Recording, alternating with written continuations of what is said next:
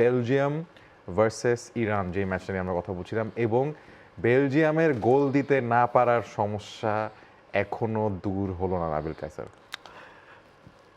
Disappointing. আজকে লুকাকুকে start করেছিলেন, তাকে পুরোপুরি ফিট মনে হয়নি, এবং লুকাকু একজন হেভি ফরওয়ার্ড, ফিজিক্যাল ব্যাটেলে তিনি বাকি সেন্ট্রাল ডিফেন্ডারদের চেয়ে অনেকখানি এগিয়ে থাকেন। আজকে ওই ধরনের সপ্রতিভা আসলে লুকাকুকে মনে হয়নি, আমার কাছে মনে হয়নি তিনি পুরো ফিট ছিলেন। ডোকু যেহেতু ছিলেন না, সে কারণে একটু আর্লি আসলে তাকে নামিয়ে দেওয়া হয়েছে কিনা তা নিয়ে আলোচনা হতে পারে। এবং কেভিন ডি ব্রুইনা চেষ্টা করেছেন মিডফিল্ডে ডমিনেট করার, ক্রিয়েটিভ হওয়ার, একের পর এক সুযোগ তিনি তৈরি করেছেন। তবে এই বেলজিয়াম দলটাতে মনে হচ্ছে যে গোল স্কোরের অভাব আছে, যেটা তাদেরকে ভোগাচ্ছে।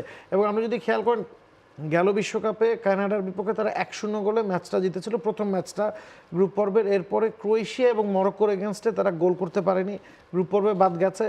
এই বিশ্বকাপে কিন্তু ব্যাক টু ব্যাক দুটা ম্যাচে তারা গোল করতে পারলো না। যেই গোলটা হয়েছে বেলজিয়ামের, সেটাও কিন্তু ওন গোল ছিল।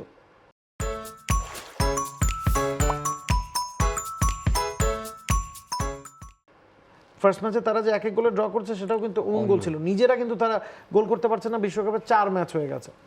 এবং এই ম্যাচটায় পার্টিকুলারলি হাইলাইট আসলে বলতে গেলে দুই টিমের গোলকিপার, কারণ একটা পয়েন্টে বলতে গেলে ইরান কিন্তু ম্যাচটা জিতে যেতে পারতো যদি কোর্তোয়া না থাকতো, বা কোর্তোয়ার কতগুলো ক্রুশিয়াল সেভ আমরা না দেখতাম। পার্টিকুলারলি তারেমি আসলে একটা খুব ভালো কানেকশন করে ফেলেছিল, but Karatoya save the day. কিন্তু কোর্তোয়াকেও যিনি ছাপিয়ে গেছেন তিনি ইরানের গোলকিপার বেরান ভান, এবং সে কিন্তু আসলে ম্যাচটা শুরু করে লুকাকুর সাথে একটা ক্ল্যাশের মাধ্যমে। লুকাকু ওয়েন্ট ফর দ্য গোল, যেটা আসলে গিয়ে হিট করে তার মাথায়।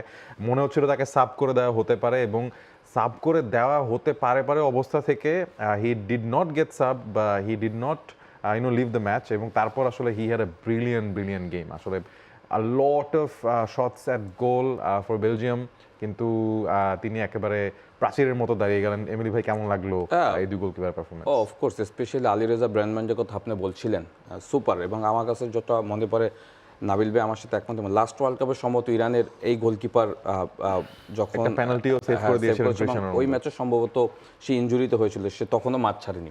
হ্যাঁ, প্রবাবলি আমার যেটা মনে পড়ছে, হ্যাঁ, একটা ম্যাচে। সো হিয়ার দ্যাট গোলকিপার আমার কাছে মনে হয় যে টিম অ্যাগেনস্ট বেলজিয়াম যখন আসলে অপোনেন্ট খুব স্ট্রং থাকে, তখন আসলে এই ম্যাচে গোলকিপারদের আসলে এক্সট্রা একটা পারফরমেন্স খুবই দরকার ছোট, যেটা আলীরেজা আজকে সেই পারফরমেন্স দিয়েছে এবং সুপার খেলেছে। স্পেশালি যদি কিছু সেভ দেখেন, যেটা আনবিলিভেবল ছিল। এবং আপনি কোর্তোয়ার কথাও বলছেন, কোর্তোয়াও কিন্তু আবার আমি বলবো যে বেলজিয়ামকে সেভ করে নিয়ে আসছে। 100%। হ্যাঁ, আদারওয়াইজ ইরানও কিন্তু ম্যাচটা জিততে পারতো। সো ইরান তো আসলে এই ওয়ার্ল্ড কাপের আগে আমরা অনেকভাবে কিন্তু ইরানকে নিয়ে আসলে ডিসক্রাইব করেছি। ইরান আসলে এই ওয়ার্ল্ড কাপে মেন্টাল স্ট্রেংথের যে পরিচয়টা দিচ্ছে তারা of the field, on the field, সেইটার একটা চিত্র কিন্তু আজকে ম্যাচে দেখা গিয়েছে। এবং সেইটার এবং সব প্লেয়ারদের অ্যাটিটিউড যদি দেখা যায়, আমরা সবসময় হয়তো ম্যাচের টেকনিক্যাল জিনিসগুলি নিয়ে সবসময় বেশি কথা বলি, বাট ওদের যদি মেন্টাল স্ট্রেংথে দেখেন, তাদের সলিডারিটি, তাদের মানে সব কিছু আমার কাছে মনে হয় যে একদম সব দল থেকে একটু ডিফারেন্ট ছিল।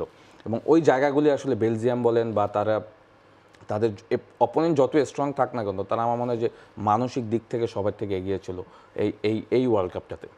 For more updates, subscribe to our YouTube channel and click on the bell icon. Follow us on Facebook and Instagram. Download T-Sports app to enjoy exciting games and highlights. Visit tsports.com.